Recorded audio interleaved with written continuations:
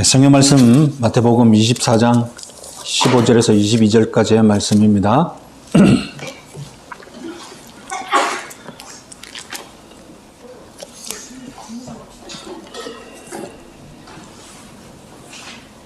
마태복음 24장 15절에서 22절까지의 말씀 같이 읽겠습니다.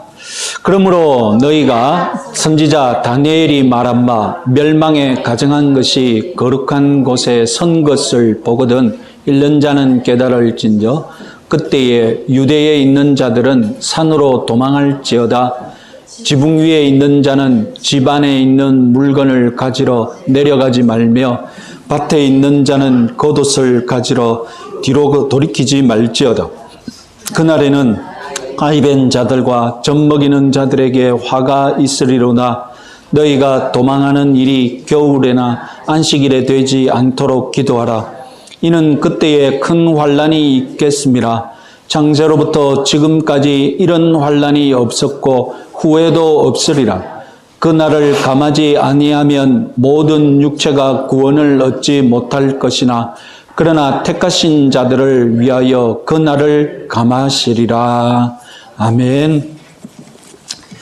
우리는 마태복음 강해를 하면서 언제부턴가 이 주후 70년 예루살렘 멸망을 지금 귀가 따갑도록 듣고 있습니다.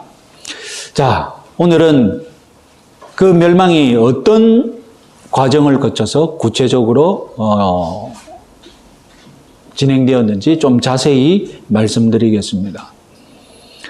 자, 파워포인트 보시면서 주 66년 봄에 이 예루살렘은 로마 황제에게 매일 바쳤던 희생 제사를 중단하고 로마와 싸우기로 결정을 내립니다. 그래서 66년 11월에는 실제로 유대 군인들이 로마 군인 5,000명을 죽이는 승전을 거두기도 합니다. 그러면 로마는 5,000명이나 피해를 입었으니 반드시 복수를 해야 되지 않겠습니까?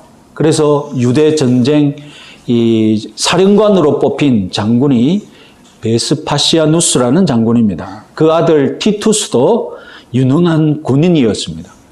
무려 6만 명의 로마 군병을 이끌고 예루살렘을 향하여서 다시 진군하게 됩니다. 그래서 예루살렘 빼고 거의 다 다시 정복을 했는데 잠시 로마 공격이 중단됩니다. 무슨 일이 있었겠습니까? 68년 6월에 네로 황제가 자살을 하면서 그 밑에 있던 이 군 사령관들이 이 황제 자리를 노리고 내전에 들어갑니다. 베스파시아누스도 그 한 명입니다. 마지막에 어떻게 됐겠습니까? 그 4명의 차라리 차례대로 죽고 살해당하더니 마지막에는 이 예루살렘을 공격하려던 베스파시아누스가 마지막 황제로 등극하게 됩니다. 최후의 승자가 된 것이죠. 그래서 중단되었던 예루살렘 공격은 그 아들 티투스가 맡아서 다시 69년에 재개하게 됩니다. 베스파시아누스도 황제가 되었고 그 아들 티투스도 나중에 아버지의 뒤를 이어서 로마 황제가 됩니다. 70년 3월 예루살렘을 포위하기 시작합니다. 그래서 5개월 뒤 70년 8월에 예루살렘은 무너집니다. 지난번에 콜로세움 앞에 있는 티투스 개선문 보여드린 거 기억나시죠? 예.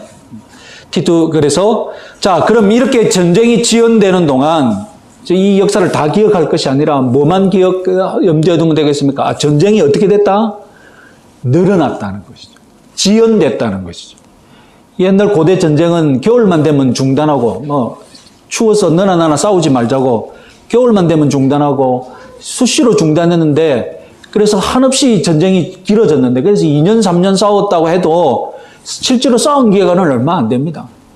그런데 로마의 유대 공격은 이 황제가 누가 되느냐 때문에 더 늘어났다는 거예요. 전쟁 기간이 늘어나면 결국 누가 피곤합니까? 누가 피곤합니까? 누가 고난을 겪습니까? 민중들이 고난을 겪는 것이죠. 그래서 이 로마의 유대 공격은 그런 특징이 있다는 것만 기억해 두십시다. 예루살렘은 어떻게 되었는가? 이 유대 저항군들뿐만, 로마와 싸우던 저항군들뿐만 아니라 이 강도떼들이 있었겠지 않습니까? 이 강도떼들까지 예루살렘에 결집하게 됩니다. 전부 다 예루살렘 안으로 몰려든 거예요. 먹을 것이 많으니까. 그래서 예루살렘 성 안에서 유대인들끼리 이제 예루살렘의 패권을 누가 가져가느냐. 내란이 일어나게 된 겁니다. 비참하죠. 특히 이 기살라의 요한이라는 이 강도 두목은 성전을 장악하고 대제사장을 내쫓고 지 마음대로 시골 출신 어디 시골뜨기 하나 마음대로 대제사장으로 세워가지고 이 성전의 이권을 뜯어먹으려고 한 거예요. 그러면 성전을 되찾으려는 세력이 있지 않겠습니까? 기존에 자기 건데 빼앗겼으니까 되찾으려는 세력이 있거든요. 또 공격을 한 거예요. 그러자 성전을 장악하고 있던 이 기살라의 요한은 병력을 추가해야 되는데 병력을 어디서 끌어왔느냐? 저 이방인, 잔인한 이방인 이두메인들을 데리고 와가지고 지금 같으면 테러 용병 단체를 끌어들인 거예요. 이들이 예루살렘 사람도 아니거든요. 용병이니까, 이두메의 사람들이니까 예루살렘을 쑥대밭으로 만들어 놓는 거예요. 자기들 마음대로 막 휘젓고 다니면서 막 보이는 대로 죽이고 겁탈하고. 그래서 실컷 즐기고 떠나버리고 다시 기살라의 요한이 이 예루살렘을 장악하게 됩니다. 그리고 성전은 매음굴이 되고 맙니다. 그러자 예루살렘의 민심이 예루살렘 성 밖에 있었던 시몬 벤 기오라 이 폭군에게 민심이 이동한 거예요. 그러니까 이 기오라는 자기에게 사람이 몰려오니까 믿고 이제는 어떻게 해야 되겠습니까? 예루살렘을 접수하러 또 들어가야죠. 그래서 성전을 제외하고 이 기오라는 폭군이 또 예루살렘 전체를 또 장악하게 됩니다. 그러니까 기존에 성전을 장악하고 있던 기살라의 요한, 그리고 성전을 제외한 예루살렘을 장악하고 있던 기오라. 여기에 또 누가 끼어드느냐? 열심당의 리더, 열심당이라는 테러 단체 비슷한 무장 독립 단체가 있었습니다. 이 열심당이 성전을 장악하고 있던 기살라의 요한이 마음에 안 들거든요. 안 되겠다. 우리가 성전 접수하자. 그래가지고 기살라의 요한을 쳐들어가가지고 성전 앞마당, 성전과 그 앞마당을 장악하고 기살라의 요한은 성전 바깥마당을 장악하고 그리고 예루살렘은 누가 장악하고 예루살렘 전체는 기오라가 장악하고 이런 내란이 벌어졌던 겁니다. 여러분, 이런 상황에서 예루살렘에서 무슨 일이 벌어졌겠습니까? 감이 오십니까? 이 리더들이 다 폭군이고 깡패고 강도 두목들인데 무슨 일이 벌어졌겠습니까? 파벌끼리 출입을 감시하고 로마군이 예루살렘 성을 이제 포위하게 되면 예루살렘 밖으로도 못 나가고 밖에서 들어오는 사람도 없고 굶어 죽는 일이 이제 벌어지기 시작합니다. 유대 고대 문헌의 역사책에 기록된 당시 예루살렘 성 안의 상황 우리 같이 한번 읽어보시죠. 같이 한번 읽어보겠습니다. 강도들은 닥치는 대로 백성들의 집에 들어가 그들의 음식을 강탈해 갔다. 그들은 집에 문이 닫혀 있으면 안에서 문을 잠그고 음식을 먹는 줄 알고 문을 부수고 들어가 목구멍에 들어간 음식까지 강제로 빼내어 모든 음식을 빼앗아 갔다. 노인들이 음식을 빼앗기지 않으려고 기를 쓰면 마구 때리는 것은 예사였으며 부녀자들이 손에 음식을 숨기면 그것을 빼앗기 위해 머리채를 휘어잡기도 하였다. 강도들은 음식을 빼앗는 데는 남녀노소의 구별이 없었다. 그들은 아이들이 음식을 빼앗기지 않으려고 대롱대롱 매달리면 번쩍 들어서 빙글빙글 돌리다가 바닥에 내동댕이 쳤다. 또한 강도들은 집안에 들어가는 것을 방해하는 자나 음식을 빼앗기는 것이 아까워 음식을 삼키는 자는 가장 잔인하게 되었다. 강도들은 음식이 어디에 감춰져 있는지를 알아내기 위해 잔인한 고문 방법까지 장안해냈다. 이런 이야기와 함께 마리아라는 여자의 이야기가 기록되어 있는데요. 이 마리아가 숨겨둔 식량이 있었는데 이 강도들이 들어와가지고 용케 알아가지고 식량을 다 털어갔어요. 그런데 이 마리아의 집에서 고기 굽는 어떤 냄새, 고기 비슷한 냄새가 나는 거예요. 강도들이 또 쳐들어왔어요. 고기 내놓으라고. 고기가 있어요. 알고 봤더니 그녀 아들의 고기였다. 자기 자식을 잡아서 구워 먹었던 거예요. 밥만 구워 먹고 남은 고기였던 거예요.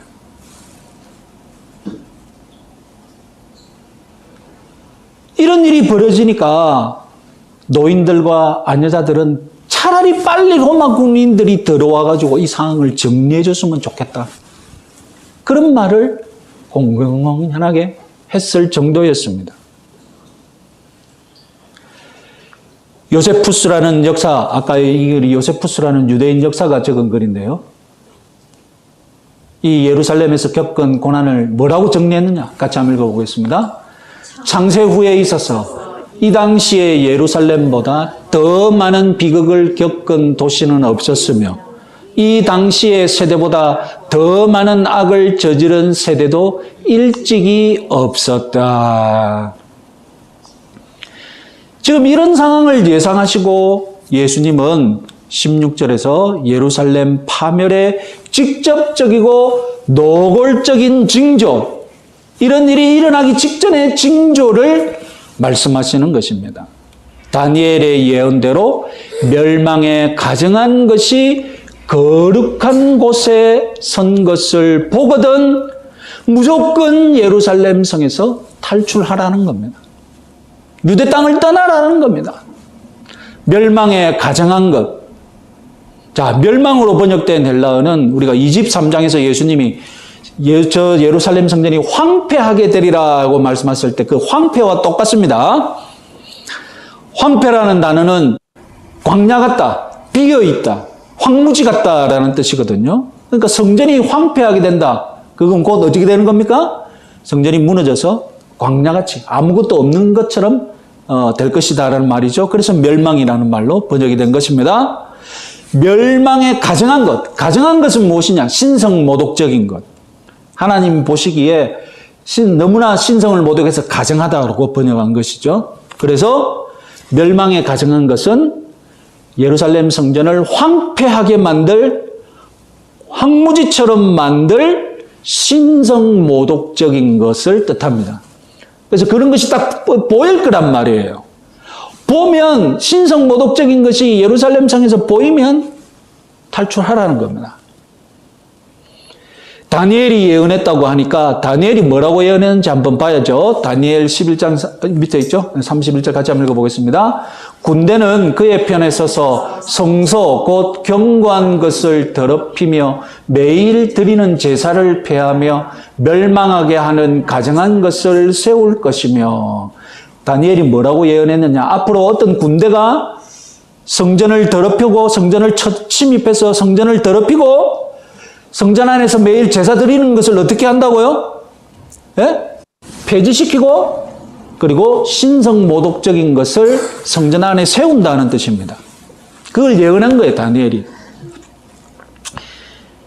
예수님은 이미 예루살렘과 헤롯 성전이 멸망한다고, 황폐해진다고 앞서 예언하셨지 않습니까?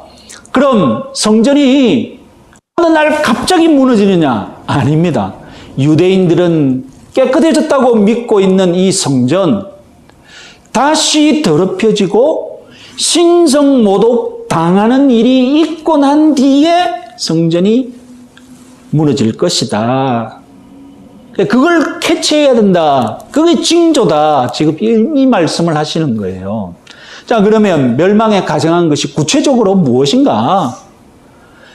누가복음에도 예수님의 감난산 설교가 기록되어 있습니다. 그런데 누가복음은 조금 다르게 기록되어 있습니다. 누가복음 21장 20절에서 21절 같이 한번 읽어보겠습니다.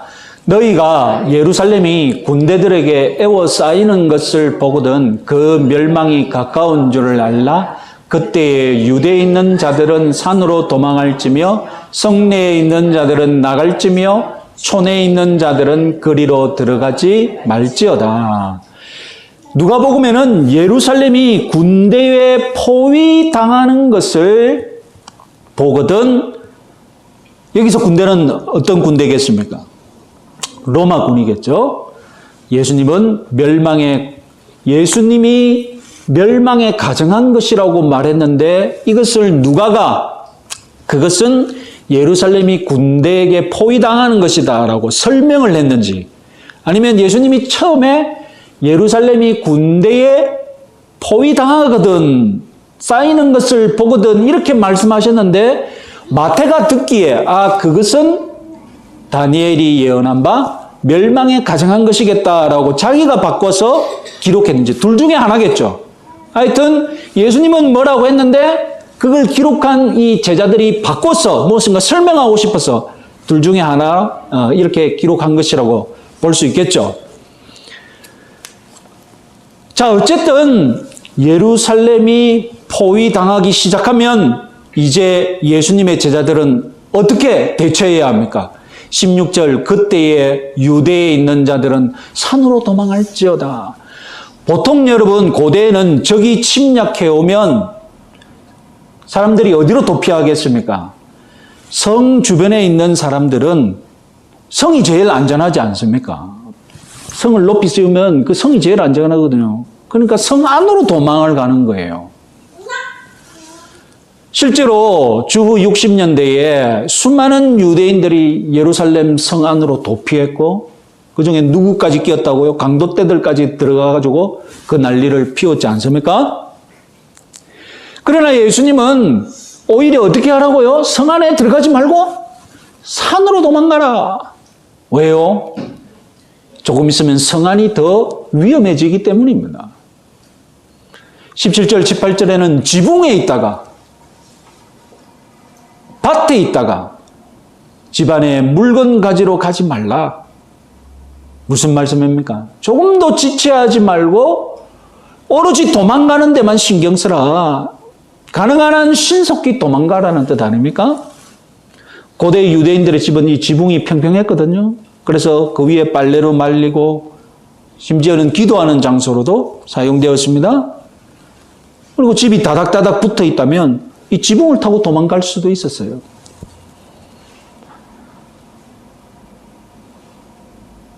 그러나 지붕에 있을 때에 징조를 봤다면 집 안으로 내려가지 말라는 겁니다. 18절에 겉옷, 이것은 여행하는 자라면 겉옷을 꼭 가져가야 돼요. 왜냐하면 겉옷은 담요 역할을 하거든요. 그런데 도망가려는데 겉옷 챙길 시간 여유 갖지 말고 빨리 도망가는 데 집중하라고 예수님 말씀하신 거예요. 19절 20절은 도망갈 때 생길 안타까운 장면들을 예수님 미리 보여주십니다. 산모와 아기들 어떻습니까? 빨리 도망가는데 제일 어렵지 않습니까? 무슨 재난이든 산모와 아기가 제일 고생하거든요. 지금 우크라이나나 지금 튀르키예에도 마찬가지이지 않습니까? 그래서 참 안 됐다, 참 유감스럽다, 바로 그 표현이 화가 있으리라 이 말입니다. 화가 있으리라는 말은 저주스러운 상대편에게도 쓰지만 이것은 참 유감스러운 일이다, 안타까운 일이다 라는 뜻도 담겨 있거든요. 그래서 20절 겨울에는 우리나라와 다르게 이 지중해성 기후라서 비가 많이 옵니다.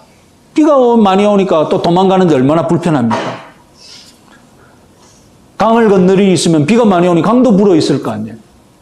바다로 도망가자면 지중해는 겨울에 태풍이 치는 계절이라서 고대 지중해는 아예 겨울이 되면 어떻게 했어요? 겨울이 되면 아예 배들이 다 움직이지도 않았어요. 봄에 다 또 이동을 해야 돼요.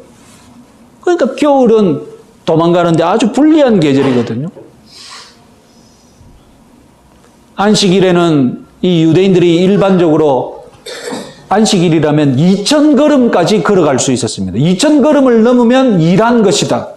노동을 한 것이다. 라고 해서 2,000걸음, 한 1km, 1km 정도까지만 안식일에 움직일 수 있었어요.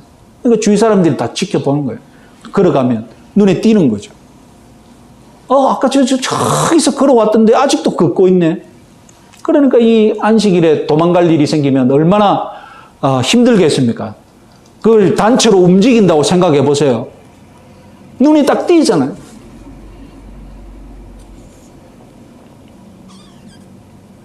자, 오늘 본문에서 가장 문제되는 구절 21절입니다.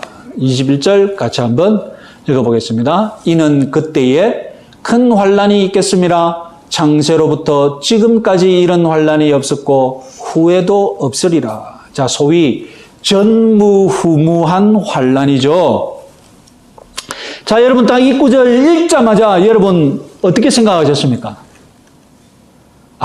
이 대환란은 어떤 환란이다? 정말 직전에 있을 대환란이구나.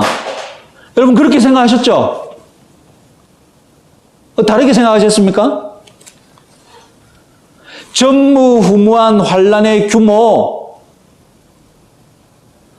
여기에다가 또 의견이 있겠죠? 마태복음 24장 감난산 강화를 종말에 있을 예언으로 해석하는 입장이라면 당연히 이것은 무엇입니까?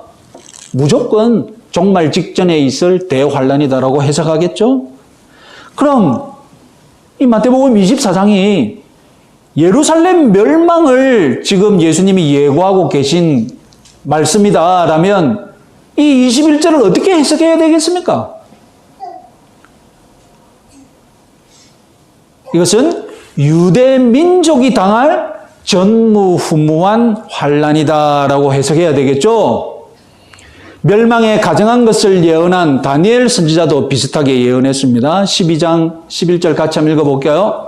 그때에 내 민족을 호위하는 큰 군주 미가엘이 일어날 것이요 또 환란이 있으리니 이는 개국 이래로 그때까지 없던 환란일 것이며 그때에 내 백성 중 책에 기록된 모든 자가 구원을 얻을 것이라. 다니엘은 이 환란의 규모가 개국 이래로라는 말을 쓰면서 어떤 것으로 제한하고 있습니까? 전 세계적이 아니라 유대 민족 차원이다라는 점을 말하고 싶은 것이죠. 자, 여러분, 그런데 무엇보다도 근본적으로 오늘날 우리가 전무후무한 기록이다, 전무후무한 현상이다라고 말하는 것과 2000년 전, 3000년 전, 4000년 전에 고대인들이 전무후무한 일이다라고 말하는 이 두 가지가 같냐는 것입니다. 우리는 오늘날 기록이 다 있기 때문에 다 뒤져봅니다. 이게 전무후무하다라면 4년 전의 기록은 어떻고 5년 비슷한 상황에도 기록이 다 나옵니다. 그래서 오늘날 우리는 방송국에서 누가 전무후무한 기록입니다라고 말했는데 당장 팩트체크 들어가면서 틀리면 딱 나오죠? 이게 무슨 전무후무한 일이냐, 사과해라. 그러나 여러분 3,000년 전, 4,000년 전, 심지어 200년 전만 해도 비교해 볼 기록이 없다면,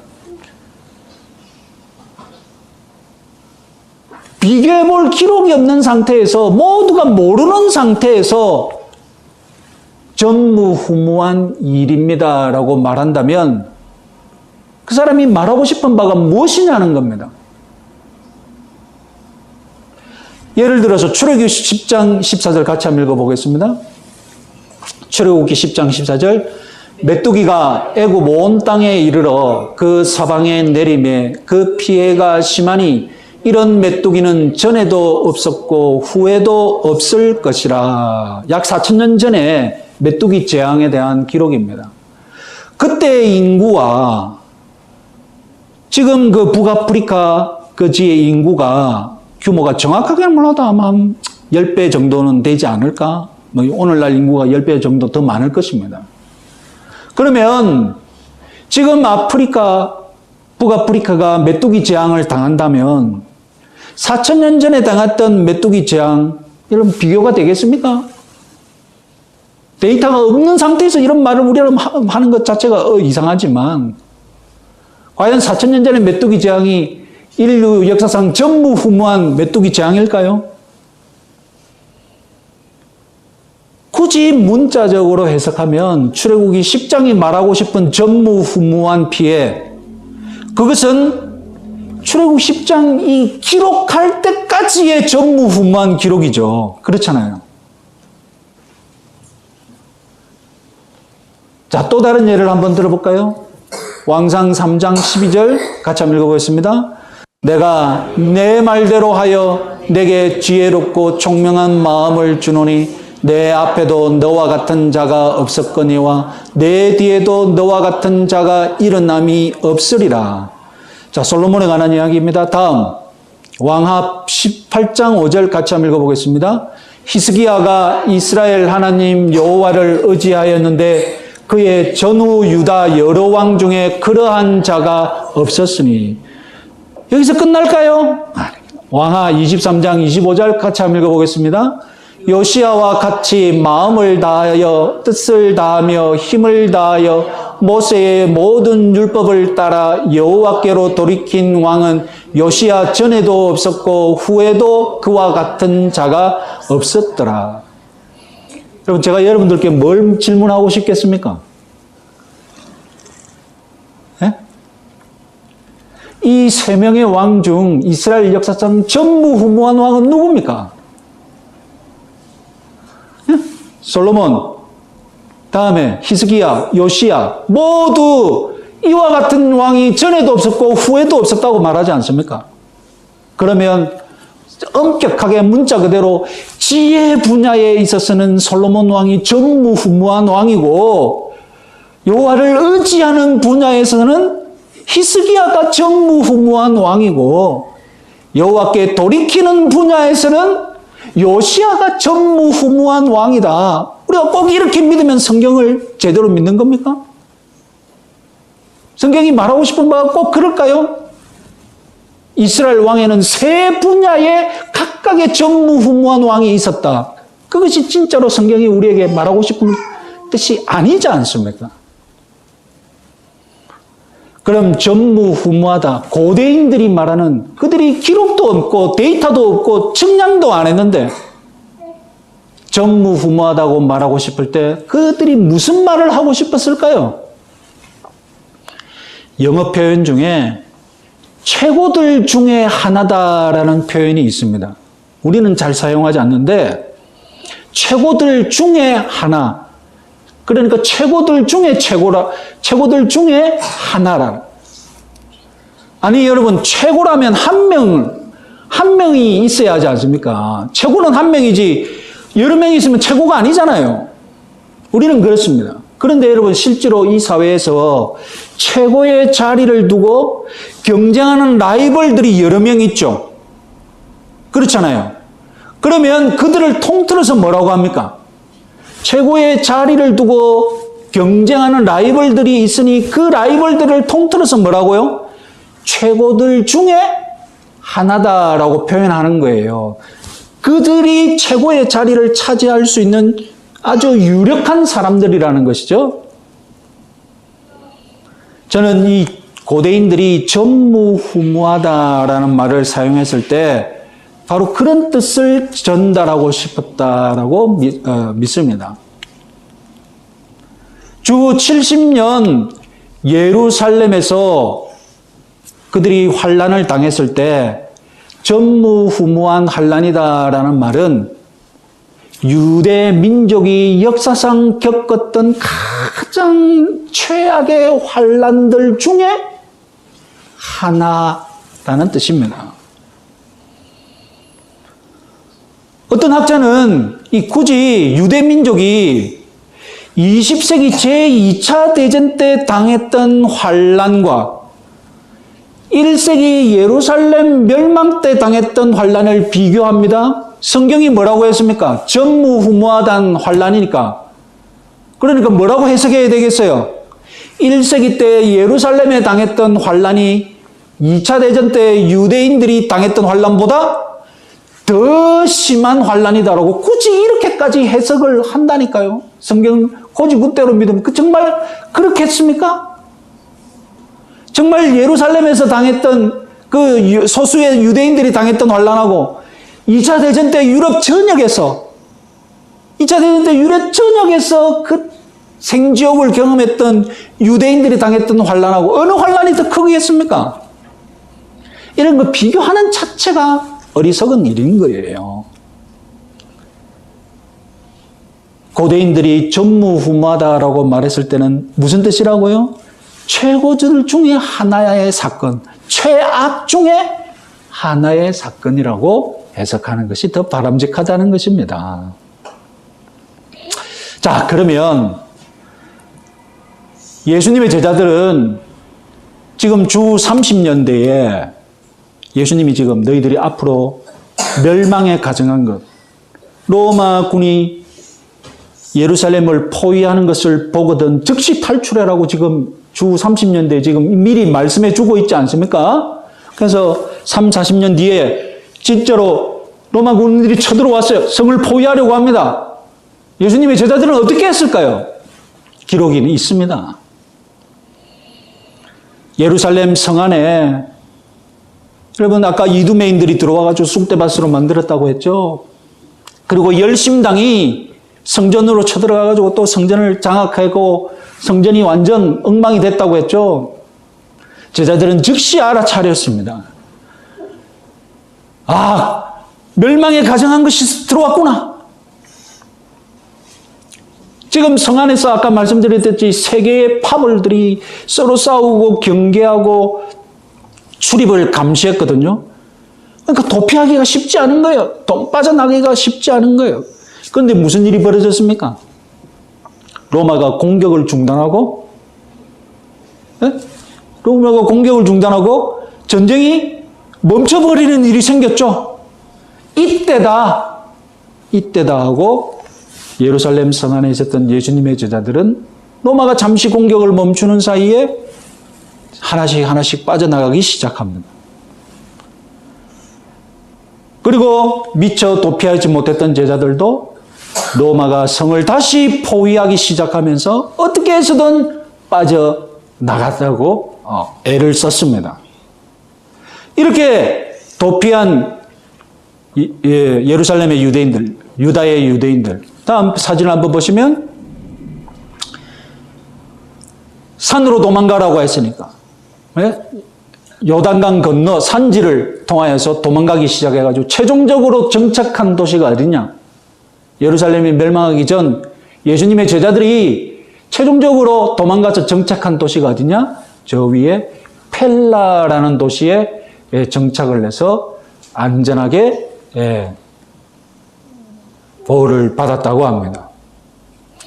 유대인들이 예루살렘이 다 무너진 데에 이런저런 얘기를 듣고 소문을 모아보니까 아니 나사렛 땅은 안 죽었다는 거예요.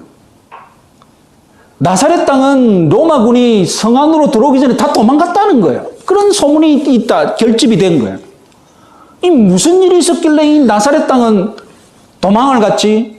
그러니까 이런 일이 있었다는 걸 뒤늦게 안 거예요, 이 유대인들이.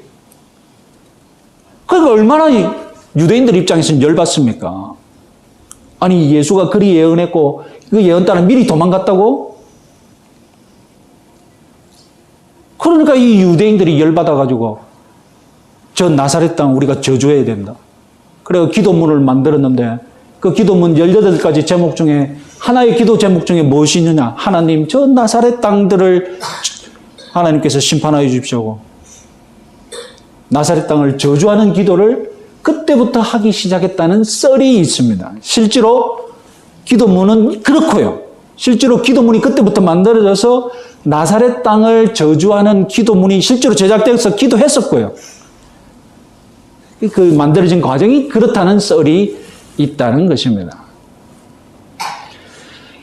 자, 22절도 미래의 예언이 아니라 주 70년에 성취된 예언입니다. 당시 로마의 유대 공격 기간을 초대교회 성도들을 위해 단축시켜 주셨다는 말씀이죠.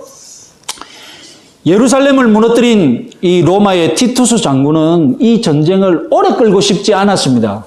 왜냐하면 아버지 베스파시아누스 장군이 지금 70년 10월 달에 로마로 돌아가서 이 황제 즉위식을 해야 하는데, 그럼 아들인 자신도 빨리 가서 참석해야 되지 않겠습니까?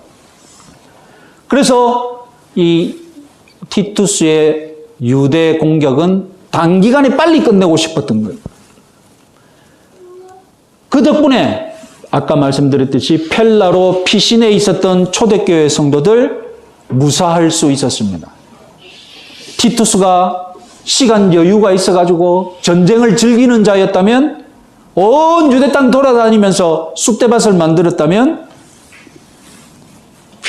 펠라로 피신해 있었던 초대교회 성도들도 위험했겠죠. 예루살렘이 멸망당하는 기간, 그나마 하나님께서 택하신 자들을 위하여서 그 날들을 감한 기간이었다라는 것입니다. 자, 오늘 본문에서 우리에게 적용할 수 있는 교훈 바로 이것입니다. 하나님께서 성도들을 위하여서 고난의 기간을 감해 주신다는 것입니다.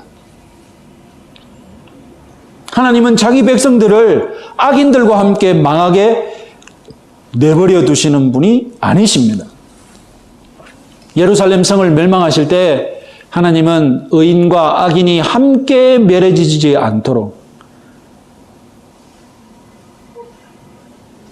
그의 백성들이 성에서 먼저 빨리 빠져나가게 하셨습니다.